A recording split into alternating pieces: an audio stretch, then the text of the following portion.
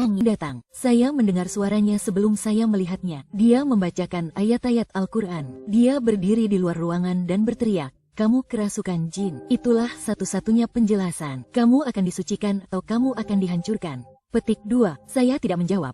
Bukan karena saya setuju, tetapi karena saya tidak punya kekuatan lagi. Malam itu, saya pikir saya akan mati. Dan mungkin sebagian dari diri saya menginginkannya. Tetapi kemudian saya teringat mimpi itu. Tangan yang menarik saya dari lubang. Suara yang berkata, "Kamu dicintai." Jadi, aku merangkak ke sudut ruangan dan berbisik, "Yesus, aku tidak tahu di mana Engkau berada. Aku tidak tahu apakah aku akan hidup. Tetapi tolong jangan tinggalkan aku."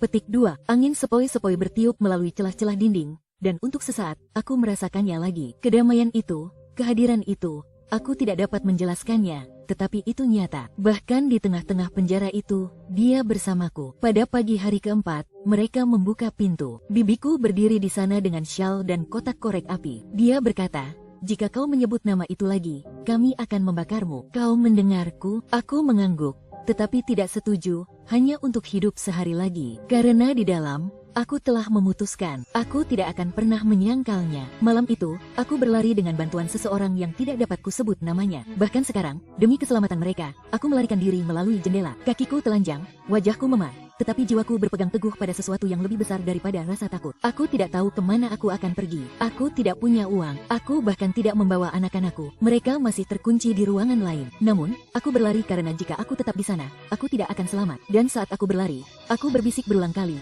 "Yesus, tolonglah aku. Aku memilihmu." Petik 2. Aku tidak tahu apa yang akan terjadi selanjutnya. Namun, aku telah membuat pilihanku. Berdarah-darah, babak belur, ketakutan, tetapi tak tergoyahkan karena aku telah melihat kebenaran dan aku tidak akan pernah melepaskannya. Aku tidak ingat seberapa jauh aku berlari malam itu. Yang kuingat hanyalah suara napasku sendiri, darah yang menetes dari hidungku, dan doa yang terus kubisikkan di setiap langkah. "Yesus, jangan tinggalkan aku." Aku setengah sadar ketika aku tersandung ke gang di belakang toko penjahit. Aku ambruk di balik tumpukan peti, meringkuk, dan pingsan. Aku yakin aku akan mati di sana. Namun, Tuhan punya rencana lain. Ketika aku membuka mata, hari sudah pagi. Matahari terbit. Langit berwarna merah muda dan memar seperti wajahku. Dan berdiri di atasku adalah Miam. Saya pernah bertemu dengannya sekali sebelumnya. Beberapa bulan sebelumnya ketika saya menjual roti untuknya di pasar. Dia pendiam, baik hati. Saya tidak tahu dia seorang Kristen. Namun hari itu, dia menjadi penyelamat saya. Dia tidak bertanya apa-apa. Dia hanya membantu saya berdiri, merangkul saya, dan membawa saya ke rumahnya, sebuah rumah kecil yang terletak di pinggir kota. Dia membersihkan luka-luka saya dalam diam. Saya meringis saat dia menyeka mulut saya dengan kain. "Apa yang mereka lakukan padamu?" Akhirnya dia bertanya. Saya tidak dapat berbicara. Saya hanya menggelengkan kepala. Tetapi dia menatap mata saya dan berkata, "Kamu pernah melihatnya, bukan?"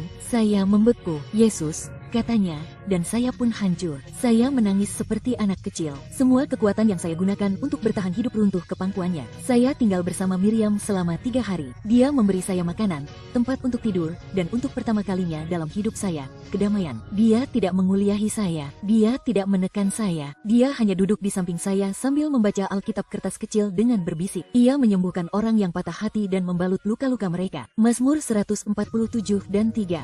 Ayat itu membekas dalam benakku karena hatiku hancur. Namun, aku masih bernapas. Pada malam keempat, ia bertanya dengan lembut, "Apakah kau percaya bahwa dia adalah putra Tuhan?" Aku menunduk, tanganku gemetar. Lalu aku mengangguk. "Ya," bisikku, "memang. Apakah kau ingin menyerahkan hidupmu kepadanya?" Tanyanya. "Sudah," kataku. "Kalau begitu, mari kita berdoa." Ia tersenyum. Aku berlutut di lantai bersamanya. Lututku masih lecet, jiwaku masih sakit, dan aku mengucapkan kata-kata yang tidak kuketahui perlu kuucapkan. "Yesus, aku percaya Engkau adalah anak Tuhan. Aku percaya Engkau telah mati untukku. Aku percaya Engkau mengasihiku. Aku menyerahkan semua yang kumiliki. Bahkan jika aku kehilangan namaku, bahkan jika aku kehilangan hidupku, aku ingin mengikutimu."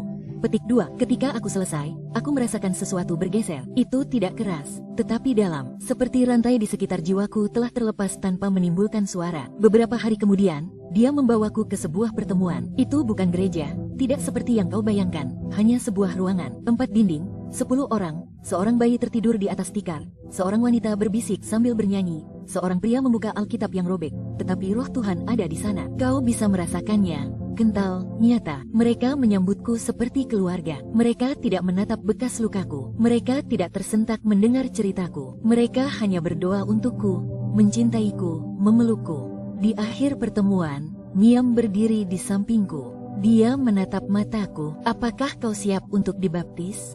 Aku menelan ludah dan mengangguk. Ya, kataku. Kami pergi ke belakang. Ada bak mandi yang penuh dengan air. Salah satu wanita mulai bernyanyi pelan. Yang lain berkumpul di sekitar. Aku melangkah perlahan. Kakiku gemetar, mataku basah. Pria yang memimpin kelompok itu berkata, Amina, berdasarkan pengakuan imanmu, kami membaptismu dalam nama Bapa, Putra, dan Roh Kudus. Lalu mereka menurunkanku, dan pada saat itu, aku mati. Bukan secara fisik, tetapi secara rohani. Amina yang lama, anak yang disiksa, pengantin yang tak bersuara, wanita yang dipermalukan, dia telah tiada. Dan ketika aku keluar dari air, aku menjadi baru. Aku menangis keras, jelek, suci, karena untuk pertama kalinya, aku tidak berlumuran darah dari tangan suamiku. Aku tidak berlumuran darah dari persalinan. Aku tidak berlumuran darah dari kepalan tangan saudaraku. Aku berlumuran darah Yesus. Dan itu membersihkanku. Malam itu, aku tidak bisa tidur. Bukan karena takut, tetapi karena sukacita. Sukacita yang begitu aneh hingga hampir menyakitkan. Aku menatap langit-langit dan berbisik, aku milikmu selamanya.